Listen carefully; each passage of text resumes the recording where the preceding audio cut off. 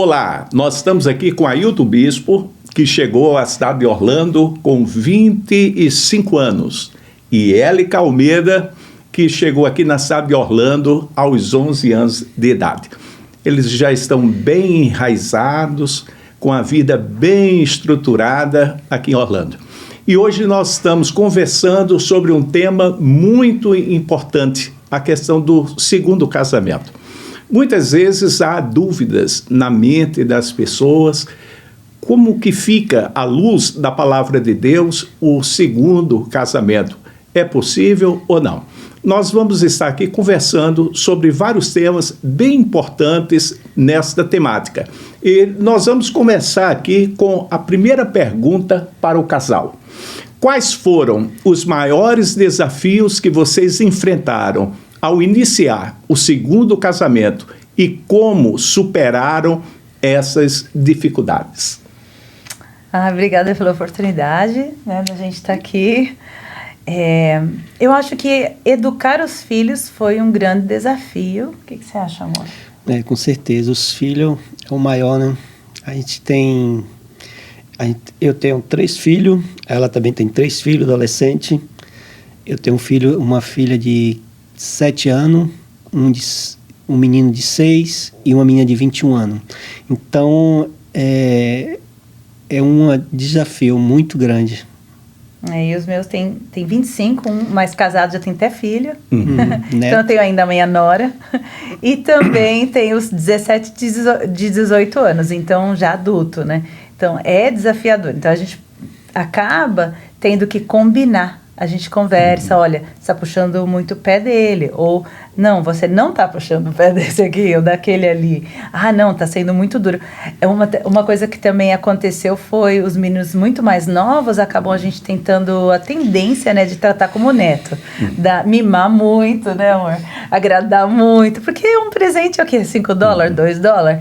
E então a gente acaba um corrigindo o outro, um ajudando o outro nisso, para poder a gente equilibrar. Então, tem coisas que, às vezes, eu tenho uma perspectiva e ele tem outra, aí eu falo, não, mas por que você está falando isso? Eu não estou entendendo o que...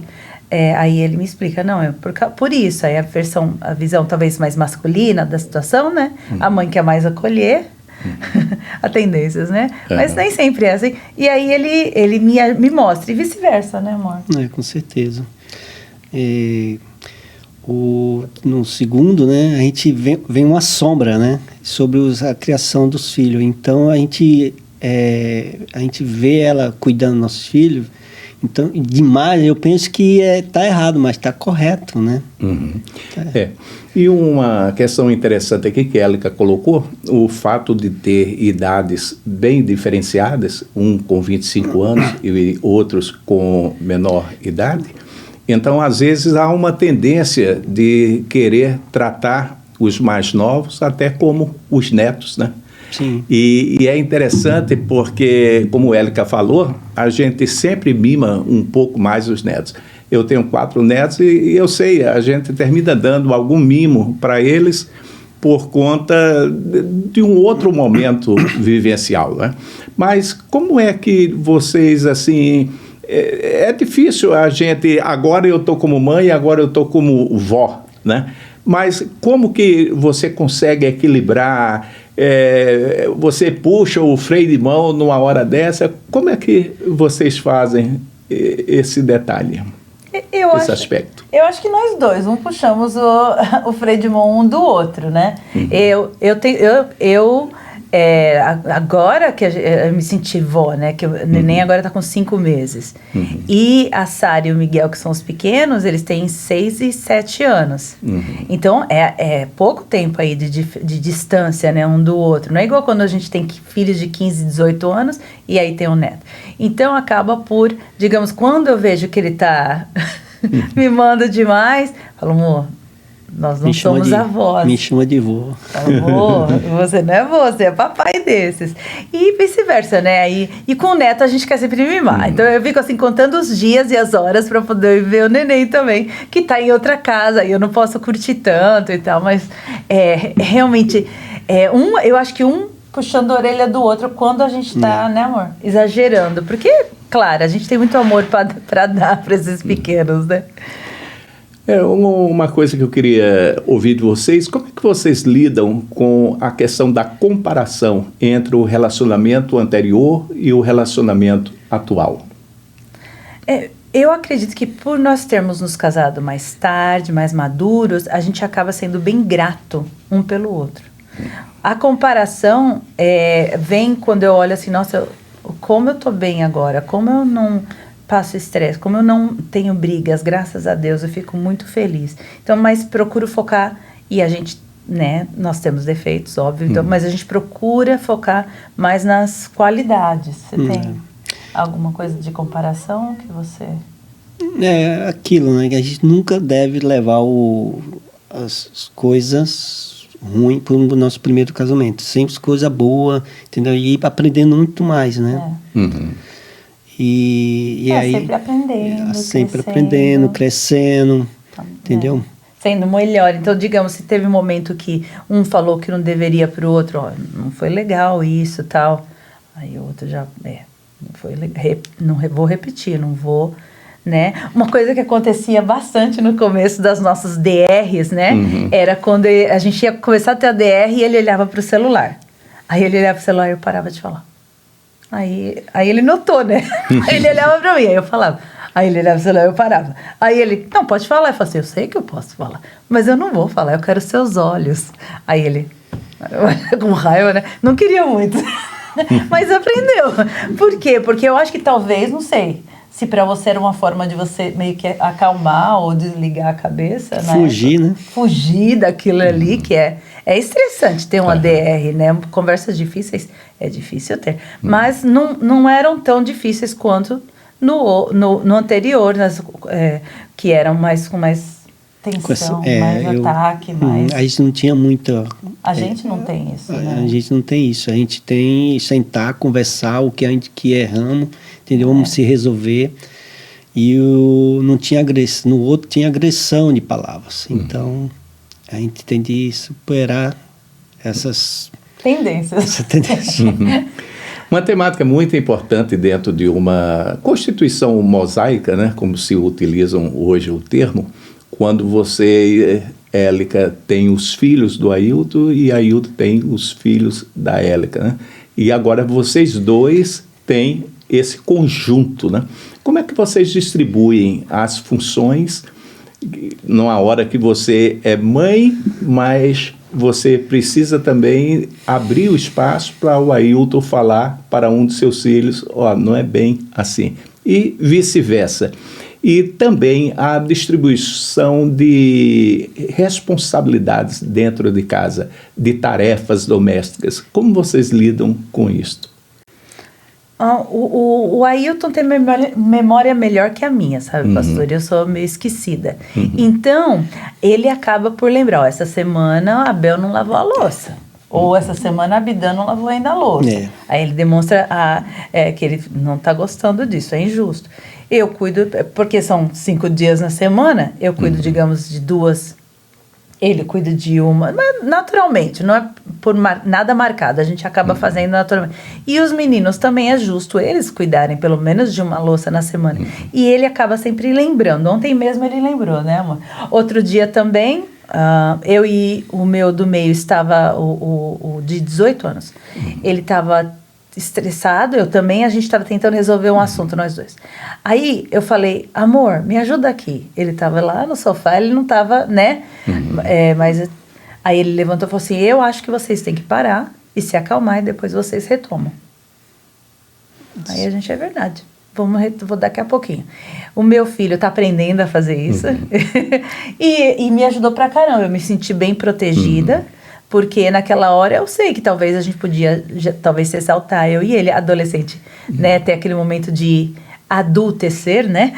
Aprender novos limites que pra gente é difícil e tal. Então tem sido assim desafiador e aí ele me apoia. Ou vice-versa. Talvez algum outro momento também que ele talvez estava ensinando alguma coisa pros meninos e o menino estava se exaltando, ou ele, não, vamos parar agora, depois a gente retoma, depois a gente conversa, né?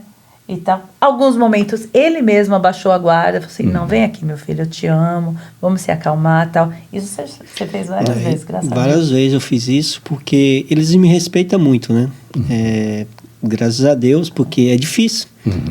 É difícil, um tem 17, o outro tem 18, e o outro tem 25, e eu entrei na família, né?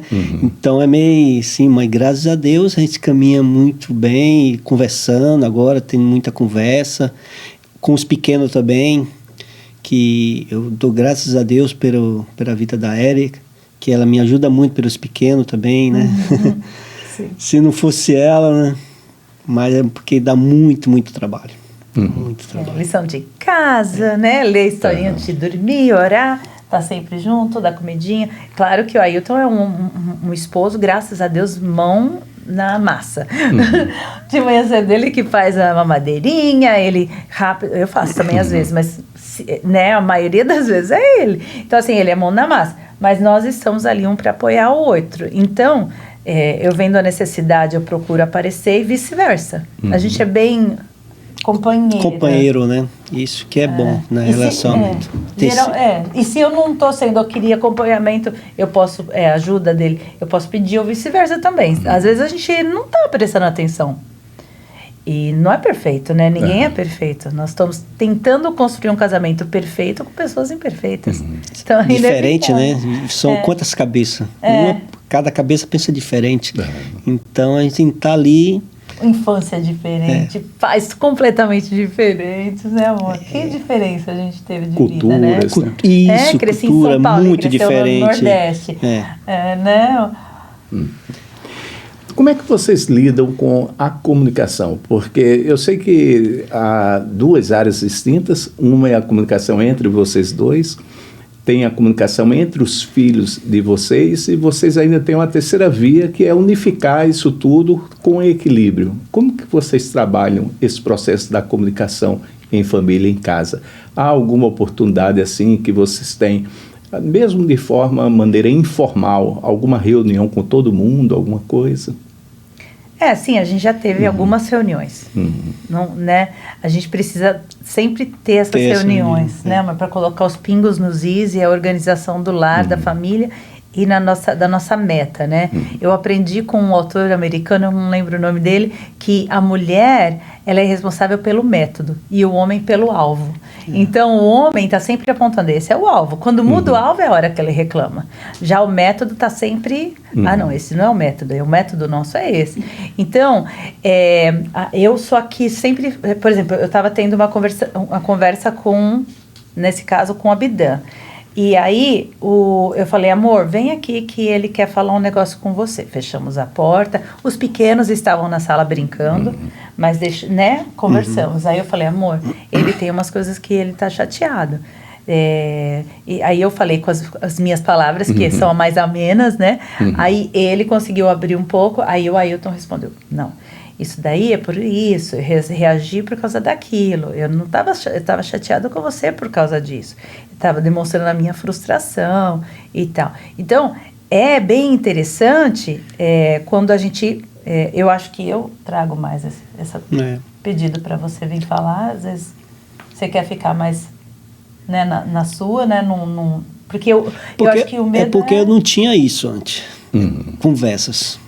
A gente não tinha conversa. Então, quando a gente tinha nossas diferenças, eu afastava, ia para um lugar afastado, e agora não, agora a gente tem conversa, se tem alguma coisa para se resolver, a gente chama um ou outro, se resolve. Isso eu acho muito interessante, entendeu? Porque para mim eu nunca tive isso, é difícil, e eu estou aprendendo através dela e dos filhos, entendeu? Então é muito importante ter isso, conversa. Muito importante ter a conversa. A Érica colocou algo bem importante aqui de um autor americano, quando ele diz que o homem trabalha com o alvo e a mulher o processo. E em Provérbios, capítulo 1, versículo 6, diz assim: Filho meu, não te desvie da instrução do teu pai e não abandones a doutrina da tua mãe. Esse texto é muito forte para mim porque eu vivi nesse clima. Meu pai dava as orientações gerais e minha mãe ficava explicando como era o processo, como era que eu deveria fazer e por que meu pai dava aquela instrução geral. Então, esse ponto aqui é um ponto bem importante que vocês colocaram, essa questão do equilíbrio, né? Dessa unidade no processo do dia a dia com a família. Porque muitas vezes nós vemos um cônjuge desfazendo das orientações do outro cônjuge. E é interessante que eles não pensam que estão trazendo um prejuízo para os filhos e para a unidade familiar, né? Porque muitas vezes está a queda de braço, né? Cada um querendo vencer, cada um querendo que a sua opinião prevaleça, né? Então, esse ponto de equilíbrio de vocês é bem interessante, é bíblico, né? E é algo que cada pai, cada mãe precisa repensar. Como está o processo disciplinar? Quando a gente fala disciplina, a gente não está falando aqui naquele grau, já lá no final, extremo de correção. Não? Disciplina é ordem e decência, né? Então, todos nós precisamos de ordem e decência. Podemos até colocar dignidade. E este processo de ordem e dignidade, isso traz uma motivação correta para cada ser humano, a valorização do ser humano, e isso ajuda no processo educativo, no processo da unidade familiar. Eu queria fazer uma pergunta agora para vocês, de que maneira o aprendizado do primeiro casamento tem contribuído para que vocês tenham outros acertos, novos acertos, agora no segundo casamento? Eu faço essa pergunta porque sempre é algo desafiador. Há pessoas que não se apercebem dos erros que cometeram no relacionamento anterior e continuam repetindo o padrão, não mudam. Né? Isso, né? Eu conheci uma pessoa que teve 10 casamentos e ele morreu, porque senão teria havido o 11º, o 12º, porque ele não corrigia, não mudava as atitudes. E como é que vocês tratam isso? Dá-lhe teimosia esse daí, não? Tá teimoso. É difícil, né? Mas eu acho assim, que é orgulho que a gente tem que... Tem hora que a gente tá ali tendo uma briga, né? Com uma discussão. Discutir a reação. E de repente a gente toca assim, opa, olha, tô trazendo uma coisa velha pro novo, entendeu? Aí dá aquele choque, aí memória vem, aí vem a conversa. Então, a gente não deve trazer nada. Tem que trazer coisa boa, né? Boa, coisa boa que vem. E nem nos nossos lares a gente aprendeu isso às vezes, né? O meu pai e minha mãe, eu acho até bonito o jeito que eles faziam, de certa forma, que é o que eles encontraram, nós éramos em 4 filhos, eles tinham DRs só fechadinho o quarto, nunca na frente da gente. Então eu não sabia como que era o processo de uma DR. O que fazer, como expor o que você sente. Com a minha mãe eu também não aprendi a falar, mãe, eu tô triste. Ela não aprendeu isso, então ela não tinha como providenciar isso para mim na época. E hoje eu sei, né, como eu sou psicóloga, eu sei que a gente tem que ter um momento de abrir o coração, um acolher o outro, um receber o coração do outro, estar ali pro outro, demonstrar que se importa. Porém, aí o que acontece? Não é que é perfeito o jeito que a gente faz, não existe isso só porque eu sou psicóloga. Não, eu sou imperfeita e tenho minhas falhas. Porém, eu procuro, depois do DR, pensar, será que eu falei certo? Será que a forma dele falar foi ideal? Amor, naquela hora que você falou aquilo, eu não gostei, mas isso 2 dias depois. Amor, tô falando só pra gente poder recapitular e não acontecer o mesmo erro. Lembra que aconteceu assim? Agora, detalhe, quando tudo é muito rápido, quando todo mundo está muito estressado, não dá para você fazer essa recapitalização. Por quê? O lobo frontal desliga quando o seu batimento cardíaco sobe. Então, o seu filtro, né, que é a parte que filtra o que você vai falar. Em vez de você ver uma amiga sua que engordou pra caramba e falar assim, cara, você tá gorda, você não vai falar isso, você vai magoar a pessoa. É o filtro que te avisa, você não pode falar isso. A mesma coisa é a hora do estresse. Então, por isso você tem que, às vezes, ter um break. Uns 15 minutos, para ligar de novo o seu cérebro inteiro, para ser justo, para você falar de forma prudente, adequada. Então, tem hora, quando a gente está tendo conversas difíceis, sempre é muito devagar, pastor. Parece que a gente está, né, sei lá, escrevendo uma poesia, é algo muito devagar. Então, pastor, amor, eu não estou feliz com algo, mas eu não estou falando isso para te atacar. Eu tô triste. É bem nessa velocidade mesmo. Aí ele, o quê? Ele não está entendendo onde eu quero chegar. O homem é mais, né? Ele não entende o homem, né? É onde que está o problema? Onde está o problema? E ele acha que a gente não tem... que não tem problema. Não tem problema, mas tem um problema para se resolver. Entendeu? Então ela fica, amor, tô triste com você. Tá bom, amor, então vamos conversar. Então é isso, a gente conversa, resolve e fica... Aí se retoma aquilo ali de forma ideal. Tenta pelo menos fazer correto da próxima vez, não errar. Sempre dá para a pessoa uma segunda chance. Né? Não pode nunca achar assim, agora nunca mais eu vou te dar essa... Isso não existe nunca mais. Não existem essas frases, nunca mais eu vou isso, nunca mais eu vou aquilo. Não. Só se for eu nunca mais vou mentir, aí tudo bem. Agora, nunca mais eu vou acreditar em você? Não é assim. Nós somos seres imperfeitos, então a gente tem que dar perdão para poder a gente receber o perdão. Né? É o perdão principal, né? Perdão do amor. Isso aqui que Élica acabou de falar com Ailton é algo bem importante na hora de se conversar sobre o que está fora do lugar e precisa de um ajuste. Nós precisamos ter muito cuidado. O John Gottman, ele fala sobre essa questão de, numa discussão, quando você se enerva, né, e você deixa a coisa correr, e o batimento cardíaco ultrapassa 102 batimentos por minuto, então isso que a Élica enfatizou. A questão do lóbulo frontal, que é o nosso filtro, ele deixa de filtrar. Então é o que acontece com o adolescente. O adolescente fala aquilo que vem à cabeça e muitas vezes ele é desrespeitoso. E é o que acontece entre os cônjuges. Então o filtro para de funcionar e a pessoa libera, às vezes, coisas que não gostaria de dizer para o outro. E essa questão da segunda chance é algo muito importante porque é bíblico. A Bíblia nos orienta que, assim como o Pai nos tem perdoado, que nós devemos perdoar uns aos outros. Nós não podemos limitar o número. Jesus falou 70 vezes 7. E quando ele falou isso, não era dizendo somente 490 vezes, mas ilimitadamente. Nós devemos dar uma segunda oportunidade. Agora, nós precisamos fazer diferença de uma coisa, porque uma situação é quando nós erramos involuntariamente. E a outra coisa é quando a pessoa sabe que errou, ela persiste porque ela não quer mudar, ela não quer o bem do outro, ela não quer o bem do relacionamento. E aí é muito importante a questão do sentimento de empatia na hora da discussão. Empatia. Né?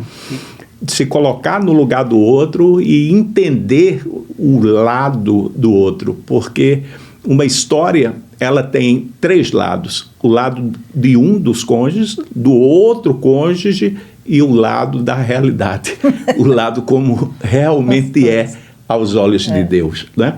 Mas me diga uma coisa, como é que vocês conseguem manter o romance e a intimidade em meio a 6 filhos? 6 filhos. 6 filhos E um neto. E a nora ainda. E a nora ainda. E a nora ainda. Como? Você quer responder essa? Ainda as nossas fugidinhas, né? Senão não dá, né? Tem de dar uma fugidinha, ter nosso momento, né? Semana retrasada a gente ia da nossa saidinha, mas não deu certo. Não dá pra ser só nós dois. A gente levou 2 pequenininhos. Sempre tem. Pode ir pra praia. Que a mãe perguntou se eu podia ficar com as crianças e tal. Eu falei, não, eu posso ficar. A gente nunca nega, né? E a gente sempre quer ficar com as crianças. Então ela falou assim, não, amor, vamos sim. Vamos levar ela sim, as crianças. Eles precisam Eles da precisam, memória, da lembrança de estar na praia com a gente. Foi ótimo. E foi muito ótimo, muito bom estar com as crianças, né? Mas teve o nosso movimento também, né? Também. Foi um lugar bom, maravilhoso. Ainda encontramos amigos lá na praia, foi muito agradável. Então, e também a gente tem a nossa, tipo assim, na sexta-feira, faz tempo que a gente, eu até pensei nisso ontem, né? Da nossa nosso date night. Date night.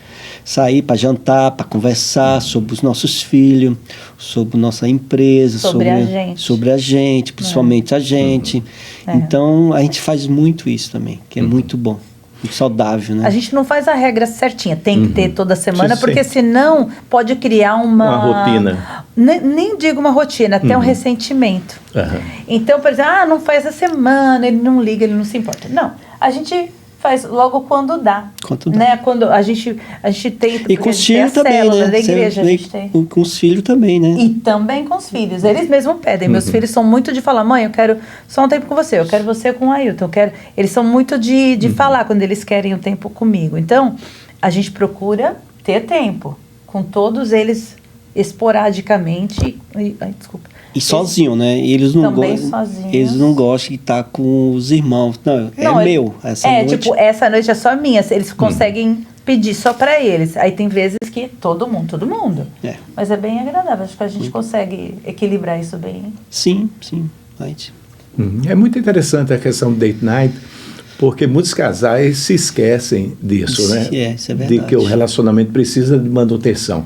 E não dá para você trafegar a vida toda em um veículo sem fazer manutenção, sem abastecer, sem trocar o óleo, sem fazer a rotação dos pneus, né? Tem que fazer a manutenção. E, às vezes, um erro grande que acontece quando o casal tem 20 anos de casado, 30 anos, então pensa que está tudo estabilizado. Você erra. O carro, quanto mais velho, mais precisa de manutenção. Né?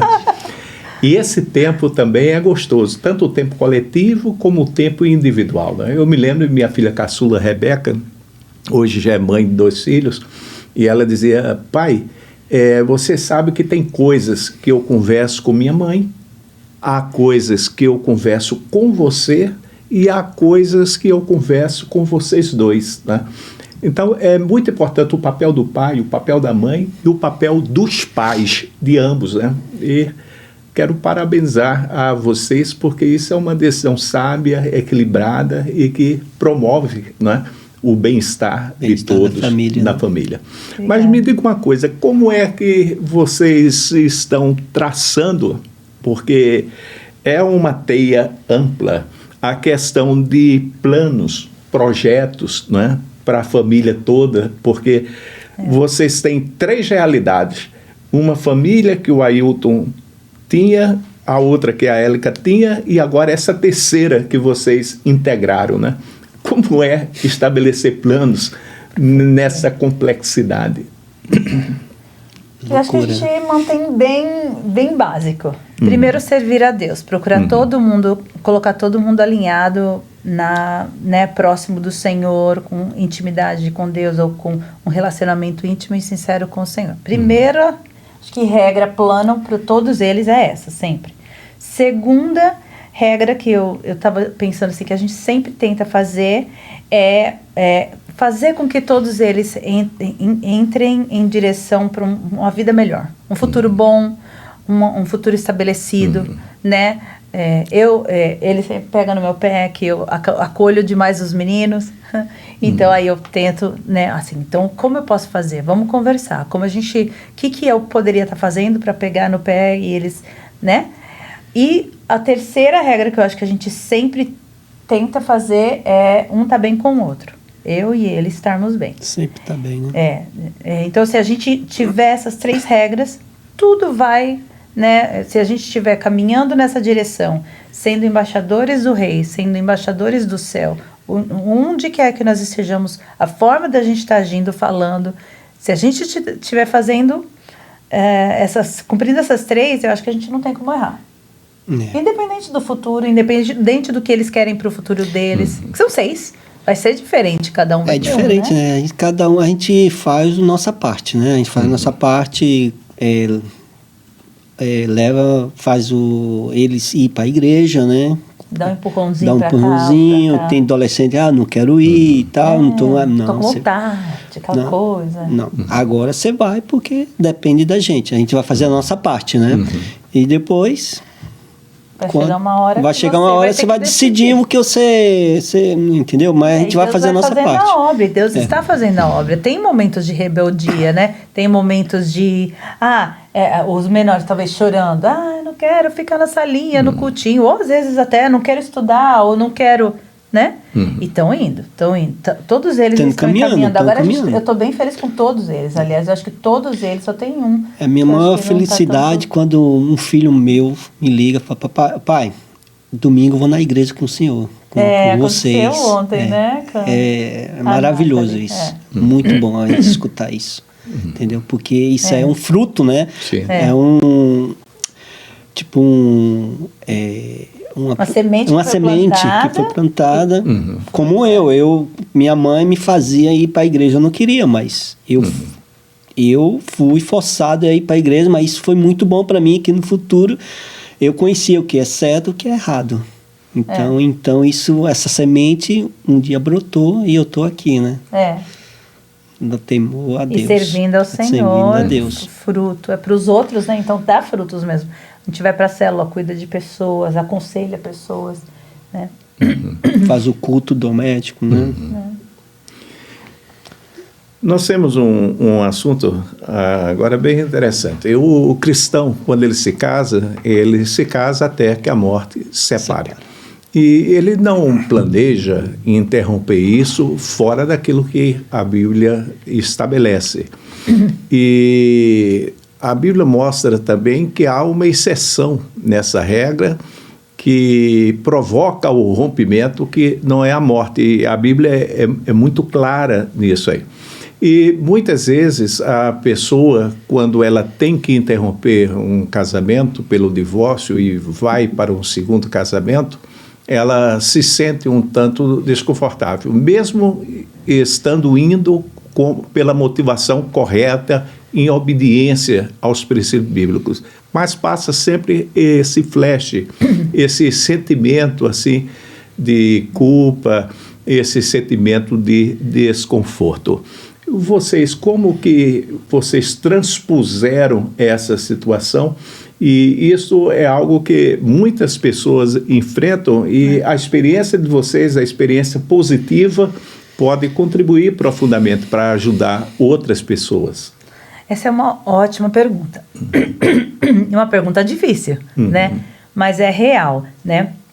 Eu acredito que a vergonha e a culpa são sentimentos que assolam os corações de pessoas que ou pecam ou pecaram, né? Então, o que é o pecado? Se você descobrir na base do hebraico, pecado é errar o alvo. O alvo é seguir a Cristo. O alvo é fazer a vontade de Deus. Então, ambos nós nos divorciamos baseados no que a palavra de Deus autoriza. Que são dois motivos principais. Ou a infidelidade ou os maus tratos. E nenhum de nós desobedeceu isso. Nós seguimos essa regra. Então, até assim, a tese do meu mestrado foi baseado na vergonha, né? Tá até no YouTube, tem um vídeo lá que fala sobre isso, que ele ensina o que é que a vergonha causa em nós. Causa o sentimento de não pertencimento. Mas a nossa família nos acolheu, eles sabiam que nós estávamos passando, a nossa igreja nos acolheu, sabiam que nós estávamos passando. Então não tivemos esse sentimento de culpa, talvez de culpa de, por que eu não fiz melhor? Ou talvez por que eu não tive mais paciência? Por que eu não consegui perdoar essa dificuldade? Talvez mas isso passa por quê? Baseado na palavra de Deus, nós temos a autorização de ter agora um novo momento. E graças a Deus nós nos permitimos viver isso, né, amor? Porque a gente vive tão bem. E tem sido bênção para os nossos filhos. Tem sido bênção até para os ex, né? A gente abençoa, né? A vida deles, porque eles estão em paz agora. Nós estamos em paz. Nós vivemos bem. Então, procuramos trazer vida com isso. E vida com abundância. O Senhor, Ele nos dá, Ele diz assim, eu ponho diante de vós a vida e a morte, escolhe a vida. E é uma decisão diária. Então, eu acredito que essa vergonha, esse sentimento de vergonha e culpa tem muito a ver com o pecado. E o Senhor, Ele não nos quer que a gente vive dessa forma se a gente não está em pecado. Se nós estivéssemos, digamos, entregados para uma vida de pecado, sem nos casar, né, somente abrasando, aí tudo bem. Mas não é o caso. Nós casamos e fizemos as coisas diante da vontade do Senhor, debaixo da cobertura espiritual do Senhor, então estamos bem. Interessante que eu tinha medo desse relacionamento, porque eu vim de uma família humilde, né? E ela vem de outra família, entendeu? Mas o que eu encontrei dentro dessa família foi o abraço. Acolhimento. O acolhimento da parte da mãe dela, da parte do pai dela, Os irmãos também. a parte dos meus cunhados. Eu gosto muito deles, entendeu? Da parte do meu sobrinho, que me chama de tio, entendeu? Então, isso aí que me deu coragem, força. E Deus, né? Principalmente também, que Deus... E então, eu dou graças a Deus por esse momento, né? Que eu tô... que Deus me deu mais uma chance, né? Então, é muito difícil. Mas foi bom, porque a gente encontrou famílias que nos acolheram. Tanto a família dele, nós sempre temos tempo juntos, sempre temos churrascos juntos. A nossa família, a gente sempre trabalha até junto, e todo mundo sente bem, família, unido, né? Qualquer dificuldade, um fala, você tem que resolver isso e aquilo. Então, a gente temos novos começos, mas também temos uma nova forma de pensar. Eu acho que também está baseado nisso. Acho que a gente saiu um pouquinho da resposta. Mas estamos dentro do conjunto. Tá ali. Isso que você colocou é bem interessante, essa questão de quando se erra o alvo, né? Então há as consequências e a pessoa pode ter aquele sentimento, mas também há aquela outra situação que a pessoa não pecou, não errou o alvo, mas ela se sente constrangida. Às vezes, o inimigo das nossas almas traz aquele sentimento de constrangimento. E se, porventura, você teve que se divorciar, pelos motivos que a Bíblia lhe cobre, e você, num segundo casamento, você se sente desconfortável, destitua-se desse sentimento. Porque o mais importante é aquilo que Deus fala a seu respeito. E eu sempre digo, não importa o que aconteceu para trás, o que importa é o que nós vamos fazer daqui para frente, né? Como perdoados em Cristo e numa nova realidade e para a glória dele. É o que a Bíblia nos ensina. Amém. Quer que bebas, quer que comas, fazei tudo para a glória de Deus. Mas, Élica e Ailton, como é que vocês administram o conflito pessoal na relação? Como vocês buscam o apoio? Eu sei que vocês já falaram um pouquinho nisso aqui, da empatia, mas somente reforçando para as pessoas que nos escutam neste momento, se vocês tivessem que resumir assim 3 coisas importantes que têm ajudado vocês na hora de resolver um conflito, como vocês colocariam isso para os nossos ouvintes? 3 coisas importantes, eu acho que a primeira, para mim, seria... A base de tudo, né? Para resolver conflito, eu acho que é pedir ajuda. Pedir ajuda. Então, engolir o orgulho e vir de forma vulnerável, que é mais desafiador. A gente quer muito lógico, né? A gente quer vir com a lógica. Não é com a lógica que você vai pedir ajuda. É com, amor, não tá legal, né? Humilde. Então, engolir o orgulho nesse aspecto. Humildade, né, amor? E eu acho que também, Deus, pedir para o Senhor. Muitos momentos de dificuldades, eu antes fui falar com o Senhor, antes fui entregar nas mãos de Deus, e Ele também. Com certeza. Senhor, como que eu vou falar isso para ela? Como que a gente vai se acertar nisso? O que a gente pode fazer agora? Se me dá a direção e tal, em oração. Para poder depois... Eu tive uma prima que ela falou assim para mim, antes de eu falar com ele, eu já perdoei ele com o Senhor.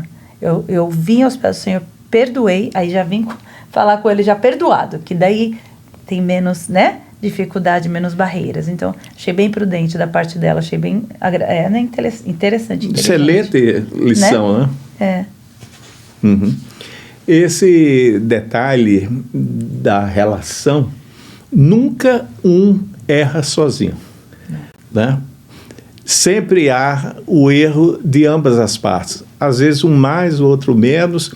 E é interessante a compreensão que se ele errou mais, então ela chegar e ajudar. Ou se ela errou mais, ele chegar e ajudar. Porque a questão do acordo diz respeito a você ceder, né? Mesmo você tendo razão, mas você cede para dar espaço ao outro. E aí o outro cede também e os dois caminham para o ponto de equilíbrio. Uhum. Aí sim, os dois crescem, o relacionamento cresce, os dois ganham, né? E esse detalhe é muito importante. Eu sempre bato nessa tecla. Quando você se casou diante do ministro que oficializou a cerimônia, como você se encontrava? Ao lado do seu cônjuge ou na frente dele fazendo oposição? É claro que ao lado do cônjuge, né? Mas o que é que nós vemos hoje? Nós vemos que muitas vezes os cônjuges ficam um de frente do outro medindo força. Ou senão um caminha numa direção, o outro caminha noutra direção. E aí os dois perdem. É. Agora, quando eles cedem e caminham na direção do outro, né? Então os dois ganham e o relacionamento ganham. Como que vocês definiriam esse sucesso que vocês estão obtendo em Cristo neste segundo casamento? Definir? É. Quais os aspectos que estão contribuindo positivamente para que vocês acertem mais do que errem? Buscar primeiro o reino de Deus e a sua justiça e todas as coisas vos serão acrescentadas. Orar muito, né? Acordar de manhã cedo, buscar a face do Senhor. Eu amo quando a gente está dirigindo junto, indo para o trabalho. Faz o nosso culto, né? Faz o nosso culto no carro, já orando. Então é buscar o Senhor em primeiro. O Senhor dá o resto das coisas. Então, Ele está em primeiro lugar. Ele é a base de tudo, né? Tudo. Então, daí, se a gente sai um pouquinho do caminho, como os caminhos do Senhor, Ele é muito ético. Deus, ele é um gentleman. Os seus caminhos, né? Para a gente poder nos chamar cidadãos dos céus, né? Nós temos que agir de acordo com a nossa ética celestial. E aí ela é muito certeira, né? Então, por isso, eu acredito que o ponto seria seguir o Senhor, colocar Ele em primeiro lugar, e isso nos aproxima. Isso vários momentos. Não, o Senhor não quer isso pra gente. E eu não quero nunca que você se sinta mal ou triste, e vice-versa, né? Então, essas palavras a gente foi aprendendo a falar um pro outro também. E oração, né? Você tá ali, se fazer alguma coisa, tem que estar em oração, para Deus confirmar aquilo que você tem em mente, né? Pra você fazer. Ontem mesmo a gente estava falando de algo que você queria, você falou, não, vamos orar sobre isso. Porque é uma decisão que a gente não tem uma assim, agora talvez não dê, talvez não seja ideal, um pensa, o outro pensa, não dá, mas se a gente der um jeito aqui, outro jeito ali, e às vezes são questões financeiras, às vezes são questões do coração, e às vezes são questões dos filhos, seja... Mas a gente não toma para o lado pessoal. Nunca a gente fica ofendido. Você, né? O dinheiro. Você se importa mais com o dinheiro do que a mim. Não, a gente não toma como ofensa. Que é o pastor John Bevere fala sobre a isca de Satanás, né? Que é a ofensa. Então é muito importante, se você puder ler esse livro, leia, é muito bom. E ajuda a gente a parar de ficar ofendidinho, com mimimi, parar com essas coisas, sem infantilidade. E outra, se você, toda vez que você for falar com o seu parceiro, sempre tem uma ofensa, você tem aí 2 problemas para resolver. O problema que você queria e a ofensa. Então, para que tem menos problema também. Né? E aí a gente procura falar assim, não, eu não acredito, ao invés de falar, eu não acredito que você falar isso pra mim. Não, eu falei, amor, eu não gostei muito do jeito que você falou. Você pode falar de outra forma isso para poder não ferir que eu, o jeito que você falou, eu não gostei muito. Ou vice-versa, tipo assim, pegar e falar com compaixão já desde o começo, né? Falar devagar, pensar, respirar. Pensar o que vai falar, né? Porque se a gente for falar na raiva, isso é besteira mesmo. Porque ninguém aqui é perfeito. O que acontece muitas vezes, né? Nos casamentos, né? Essas brigas. Essas brigas, as palavras que machucam muito, né? Nós estamos aqui com Ailton Bispo e Élica Almeida. Ailton Bispo é empresário na área de construção civil, a Élica é psicóloga. Eu não falei isso no início propositadamente, porque eu queria apresentá-los como seres humanos e por isso que eu estou fazendo essas considerações tão somente agora no final. A Élica, ela atende presencialmente aqui em Orlando e também online. E o Ailton, ele trabalha aqui na região metropolitana de Orlando e você tem aqui abaixo as mídias sociais deles e você pode contatá-los por esses endereços eletrônicos. Mas nós estamos muito felizes em conversar com você. Obrigada. A gente que agradece. E agradecer, né? Porque às vezes não é um assunto fácil falar de um segundo casamento. Não. Sempre há áreas assim que a gente se sente fragilizados, né? Mas gostaríamos antes, quando tivemos em mente convidá-los, de passar essa experiência para outras pessoas e ajudar também há muitas outras pessoas que estão vivenciando de uma outra forma, estão vivenciando de uma outra maneira, e é importante a gente aprender um com o outro. Né? E uma das coisas que você observou aqui, que casamento tem 3 Cs. O primeiro C é de casamento. Casamento constante, o segundo C apareceu, e o terceiro, construção. Casamento constante, construção. Então, só termina quando um dos dois morre.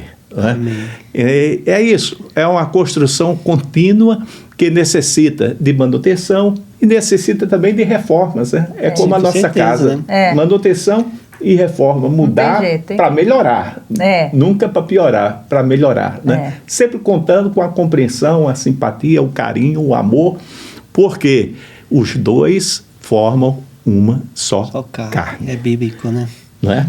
E não dá para maltratar a si mesmo. Então eu tenho que cuidar bem de mim mesmo, eu tenho que cuidar bem do meu cônjuge.